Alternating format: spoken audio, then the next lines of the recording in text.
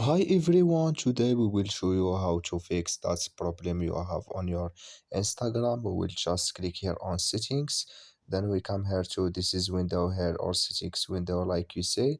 Then we'll just go down here to click here on apps, and we come to apps window here like you say, and we will just go down here to looking for Instagram app here in this is window. We will click here on Instagram, then we come to next here like you say, and we will click here on for stop. Then we will click here on OK, and we will just go down. We will click here on storage. Then we come to storage window.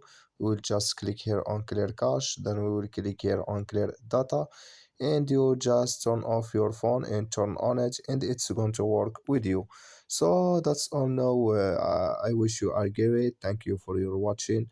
Don't forget to support us by like and subscribe, and see you in next video.